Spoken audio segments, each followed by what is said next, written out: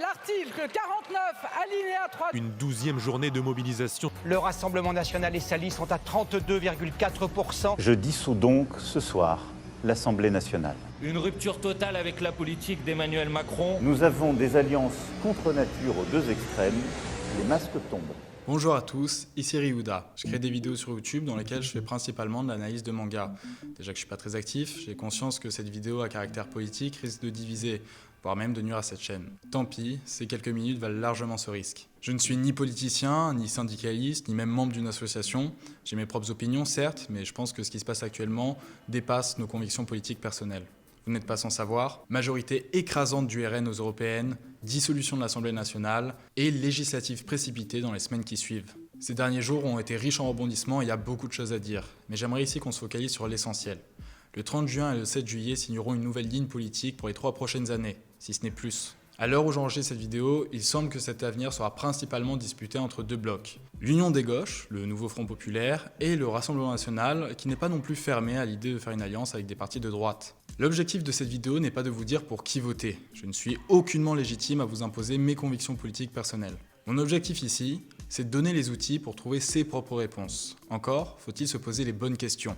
Quel avenir souhaitons-nous et quel vote favorisera cet avenir davantage qu'un autre? La dissolution est entre autres le fruit d'un ras-le-bol général de la politique de Macron et son parti dont les effets néfastes ne sont plus approuvés. Le nouveau Front populaire et le Rassemblement national prétendent être des alternatives en rupture avec cette politique. Alors, que proposent-ils? Je me baserai dans un premier temps sur leurs programmes respectifs, disponibles en description. En plissant les yeux, on pourrait presque avoir l'impression que certaines grandes lignes sont similaires. L'amélioration du pouvoir d'achat, le réinvestissement des services publics, comme l'hôpital, l'école, la police, etc. Bien entendu, les mesures pour mettre en place ces initiatives n'ont presque rien à voir d'un programme à l'autre. Mais ils se distinguent surtout par leurs priorités. La question de l'immigration pour le RN et la question sociale et écologique pour le NPF. Encore une fois, je vous invite à lire vous-même ces deux programmes attentivement pour vous faire votre propre idée et voir ce qui correspond davantage à vos priorités. Mais on ne va pas se baser que sur des promesses, sinon on voterait pour les beaux parleurs. Le parti qui sortira vainqueur décidera des lois à voter. Or, il s'avère que le RN et les partis membres du nouveau Front populaire sont composés d'anciens ministres qui ont déjà voté pour des lois. Revenir sur ces votes permet de constater si leur programme est cohérent, c'est-à-dire en adéquation avec la politique qu'ils ont menée jusqu'à présent. Or, qu'est-ce qu'on remarque ? Cette image est assez parlante. On y compare les votes du RN, du parti présidentiel, et de la NUPES, une ancienne union des gauches. Là où le RN prône l'amélioration du pouvoir d'achat, de l'autre, ils ont eux-mêmes contribué à ce qu'il ne s'améliore pas. En votant contre la hausse du SMIC, en votant contre le blocage des prix de première nécessité, en votant contre le gel des loyers de particuliers et TPE-PME, et ne se sont pas prononcés sur la revalorisation des salaires des fonctionnaires. À l'inverse, côté NUPES, dont le nouveau Front populaire est une forme d'héritier, ils ont voté pour à chacune de ces réformes. De même pour la protection des agriculteurs. Le RN a encore une fois été opposé à l'indemnisation des agriculteurs victimes de catastrophes naturelles, pour plus tard vouloir, je cite, soutenir l'agriculture.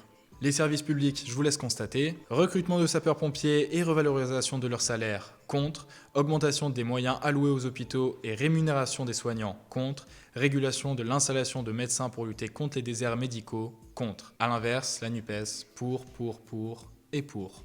Et la liste continue. Je vous invite à vérifier les sources sur le site officiel de l'Assemblée nationale et de comparer vous-même ces anciens votes avec les actuelles mesures proposées dans les programmes.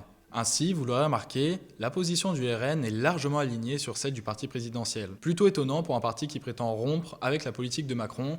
En même temps, les deux répondent au même modèle économique. En fin de compte, quand on compare les deux programmes, en mettant de côté les mesures incohérentes avec leur politique, on a le choix entre, d'un côté, le RN, priorité absolue à l'immigration et à la délinquance, mais rien sur l'écologie et rien sur le niveau social, vu leur responsabilité partielle dans son déclin. De l'autre côté, le nouveau Front populaire qui propose 130 mesures sociales, écologiques et économiques en adéquation avec les votes qu'ils font maintenant depuis plusieurs années. J'ai commencé cette vidéo en expliquant que ces législatives dépassent nos opinions politiques personnelles.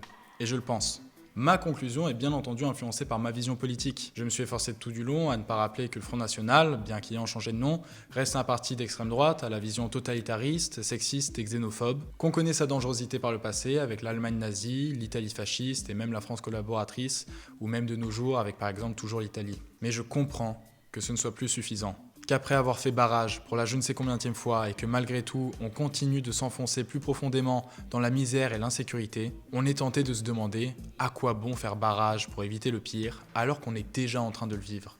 Ces prochaines élections ont un potentiel d'amélioration de nos quotidiens drastique. Vous aurez remarqué que je n'ai pas mentionné une seule fois une personnalité d'un des deux partis, et ça ne nous aura pas empêché de parler de choses concrètes. C'est parce que ces politiciens, on s'en fout, et on a trop tendance à les prendre en compte lors de nos décisions. J'insiste pour vous inviter à vous concentrer sur les mesures proposées et sur les lois préalablement votées, parce que c'est pour ça qu'on va les élire, pour voter des lois. Donc quand je vois d'une part le RN qui propose presque exclusivement des mesures sur l'immigration et sur la brutalité avec laquelle doit être gérée la délinquance, je pense par exemple à la suppression des allocations des parents de délinquants multirécidivistes, sans que de l'autre côté il n'y ait d'amélioration sociale suffisante ou même crédible. Tandis que de l'autre côté, le nouveau Front Populaire propose dès les 15 premiers jours d'augmenter le SMIC, de bloquer les prix de produits de première nécessité, de relancer la construction de logements sociaux, de sauver l'hôpital public, l'école publique, de répondre à des mesures climatiques immédiates, et j'en passe. Puis il y a les 100 jours suivants, puis les mois qui suivent.